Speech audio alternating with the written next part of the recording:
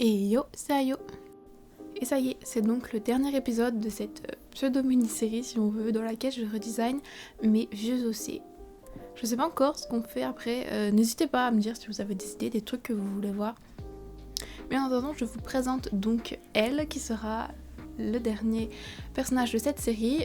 C'est aussi mon OC le plus récent, c'est l'un des derniers que j'ai créé, si pas le dernier. Enfin, c'est l'OC que j'ai déjà dessiné, le plus récent. Maintenant, vu que je suis en train d'essayer d'avancer dans cette histoire d'écriture, j'ai dû créer, j'ai eu envie aussi, c'était pas forcé, de nouveaux personnages pour l'histoire pour que ça fonctionne, mais c'est pas forcément des personnages que j'avais déjà dessinés ou qui ont encore trop de lore. Franchement, c'est juste, ils ont été créés pour le bien de l'histoire.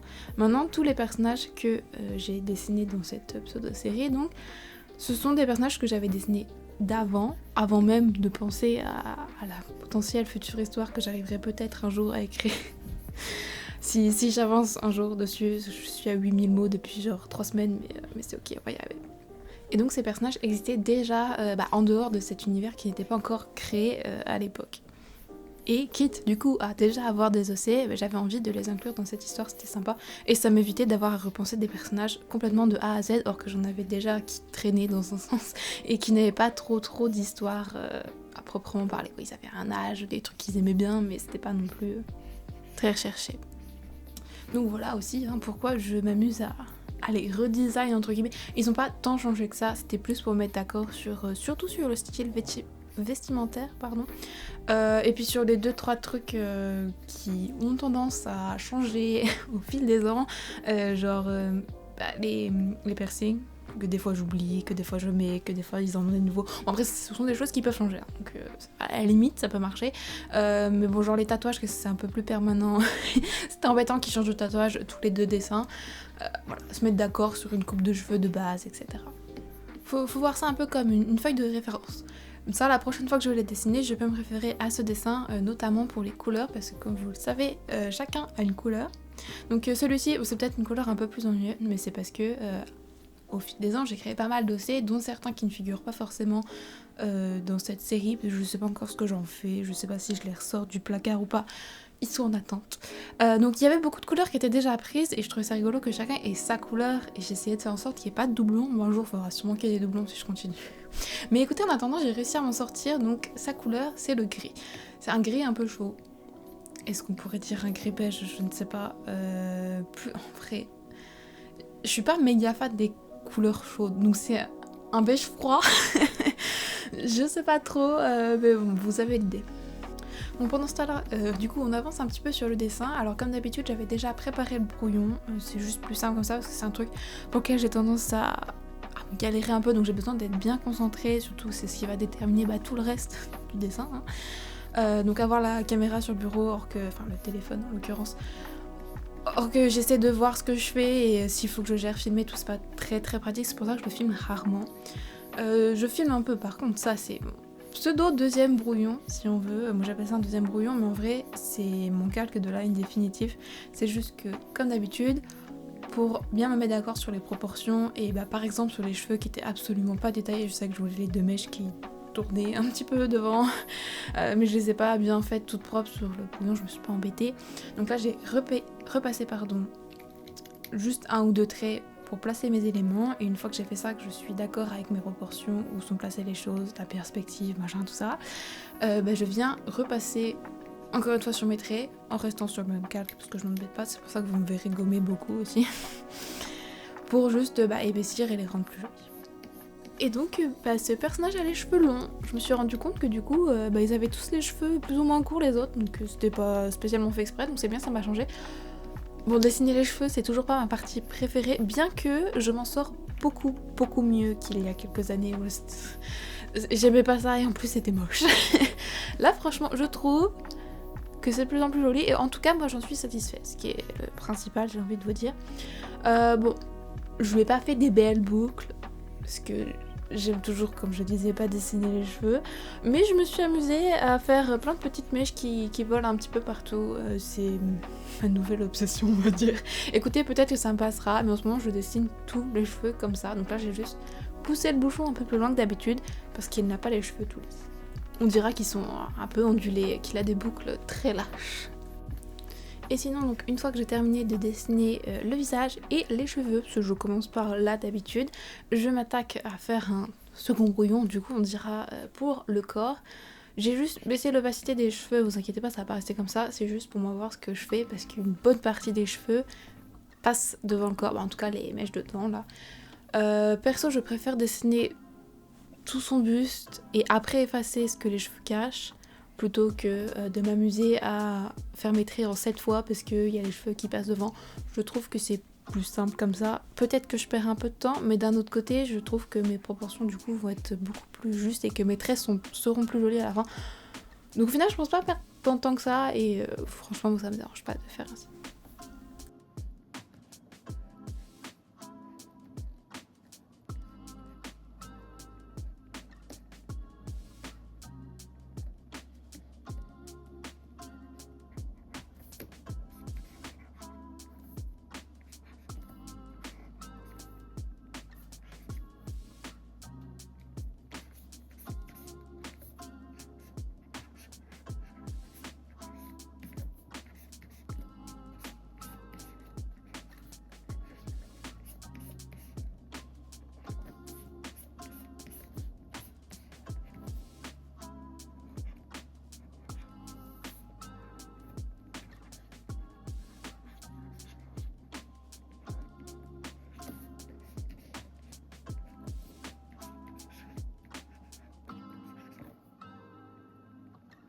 Et une fois que j'ai terminé du coup de placer mes premiers traits, je vais cacher le vrai brouillon là, le premier, mon calque qui est dessiné en orange, pour que ce soit plus lisible par rapport à moi ce que je dessine là en ce moment. Mais aussi, ça reste de la lisibilité, mais c'est pour éviter d'être influencé par les traits du brouillon qui de toute façon ne seront pas visibles à la fin.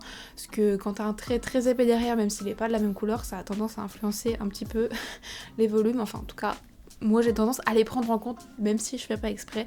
Donc je cache tout, comme ça je sais que mon dessin ressemblera à ça et juste à ça. J'aurais pas à me forcer à faire abstraction des traits du brouillon qui en l'occurrence ne sont plus trop nécessaires vu que j'ai placé mes volumes principaux. Et une fois qu'on en est là, on continue de repasser. En fait, mon processus de dessin, c'est tu fais le brouillon et puis tu repasses et tu repasses et tu repasses encore jusqu'à ce que ça convienne. En gros, c'est un peu ça.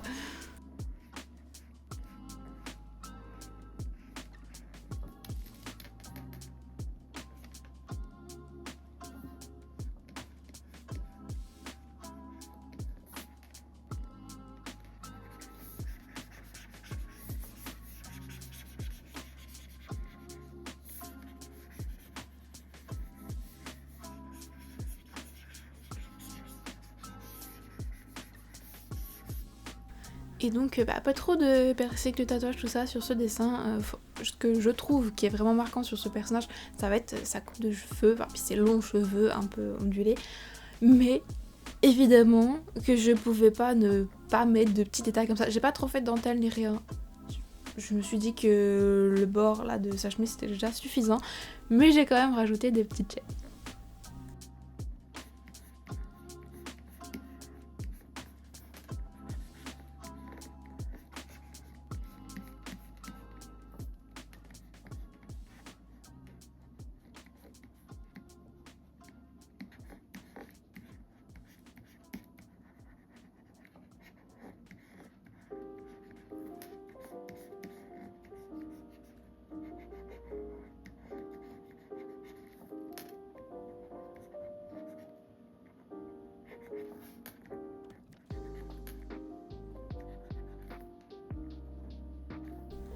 Et donc une fois que j'ai terminé de dessiner son buste en entier, en l'occurrence, eh bien je vais effacer ce qui est censé être caché par les cheveux. Je laisse les cheveux avec une opacité réduite, c'est juste pour pouvoir faire la différence entre les traits du corps et les traits des cheveux. C'est un peu comme si je les avais mis d'une autre couleur pour être sûre de voir ce que je fais. D'autant plus que là les cheveux font des tours et tout. Je crois que j'ai même oublié d'effacer un truc que j'ai effacé après quand j'ai fait la couleur. Enfin, c'est pas très clair. Donc c'est pour ça que j'aime bien différencier les deux éléments en changeant l'opacité de l'un de l'autre. Je pourrais changer la couleur aussi, mais ça veut dire qu'il faut changer la couleur pour effacer puis remettre la couleur. Là c'est juste que j'ai profité que l'opacité était baissée et puis après je l'ai remis. Ensuite, c'est vrai que j'avais dit pas trop de dentelle ni rien, mais un petit imprimé quand même sur son pantalon parce que ça manquait un peu. J'avais fait ça, un truc qui ressemblait sur le t-shirt de Tel. Et je l'ai pas trop fait sur les autres personnages, donc je trouve que ça manque un peu. En plus, c'est rigolo parce que dans l'histoire, elle et Ten vivent ensemble. Donc c'est. c'est vrai que j'ai pas pensé sur le coup, mais c'est rigolo qu'ils aient des rappels dans leurs vêtements qui se ressemblent. Peut-être qu'ils font leur shopping au même endroit, qui sait.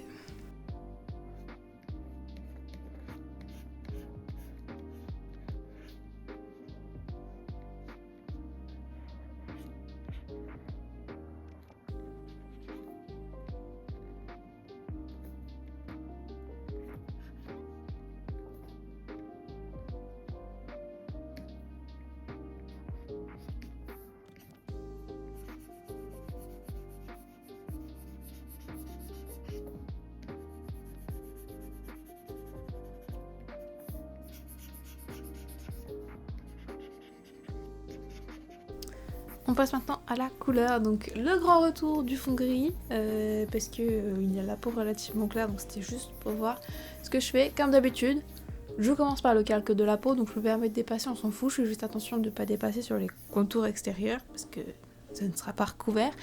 Mais la peau en règle générale, vu que c'est toujours mon premier calque par habitude, mais aussi parce que en fait c'est pour moi retrouver mes calques, vu que j'ai un peu la flemme de les renommer, j'essaie d'être un minimum logique.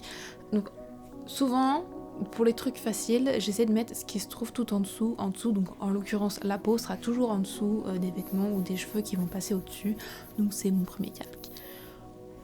Là par exemple, en vrai non, parce que j'ai fait les petites bandes là sur le côté, je les ai fait d'une autre couleur, mais la chemise, donc je peux me permettre de dépasser sur les cheveux, parce que le calque de cheveux par défaut je le mets souvent en dernier, il y a des accessoires des fois au-dessus, mais ça dépend.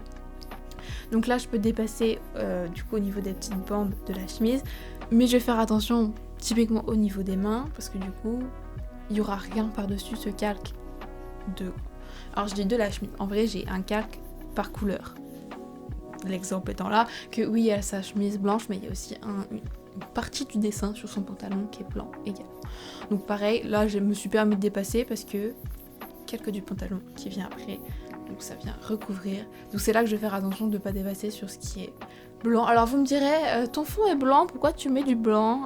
C'est vrai que je pourrais ne pas m'embêter pour certains endroits, mais vous le verrez après comme je le fais, comme je l'ai fait sur mes autres personnages. Après derrière je viens rajouter un petit motif avec leur couleur attitrée si on veut en fond. Donc c'est juste pour être sûr que même si le motif passe aux endroits où c'est censé être blanc, pas que ça reste blanc, que ça devienne pas la couleur du motif parce que je l'ai laissé vide, c'est tout. C'est comme ça si je veux les mettre autre part, si je veux changer le fond un jour, je sais qu'il y a la couleur qu'elle a quand même. Et puis je viens rajouter du coup la couleur violet foncé là que j'ai ajouté sur tous mes dessins en accent pour... juste une question d'unité, et comme je dis, j'utilise pas souvent de couleur foncée, donc j'ai décidé que ce serait celle-ci ma couleur foncée pour tous mes dessins, et je réutilise la même à chaque fois parce que je trouve ça rigolo que ce soit la même partout.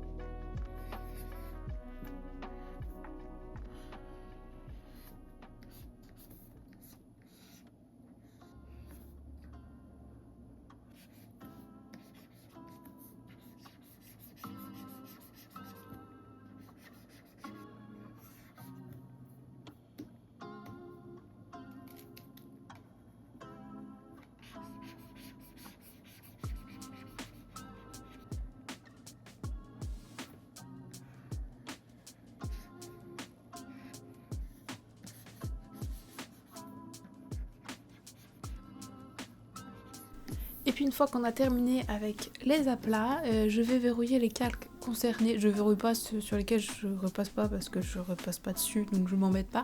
Mais là en l'occurrence du coup je vais mettre un peu de détail sur la peau, donc je vais mettre le verrou alpha juste pour pouvoir ne pas dépasser en fait, que comme ça j'ai pas à faire attention à pas aller sur des couleurs autres que la peau.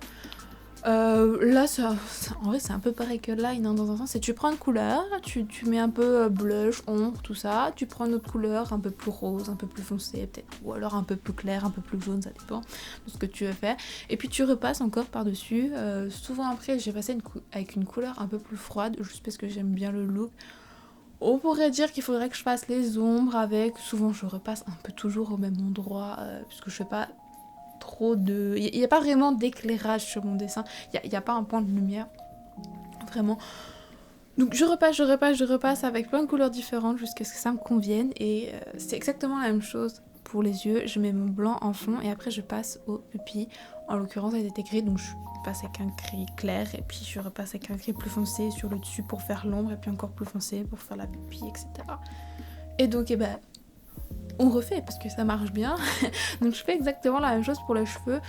Cette fois-ci, là j'utilisais pour la peau et les yeux un feutre un peu façon feutre à alcool.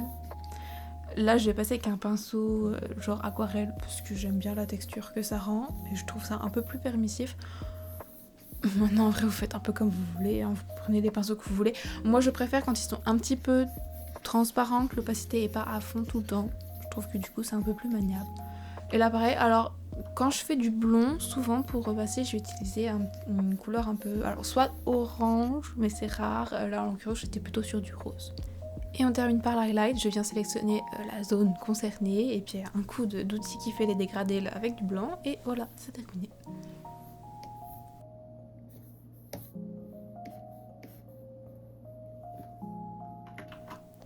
Et donc voilà, c'en est terminé pour ce dessin, et puis du coup la petite série qui va avec, j'espère que ça vous aura plu. Je vais y mettre l'ombre et puis juste après vous verrez le résultat final.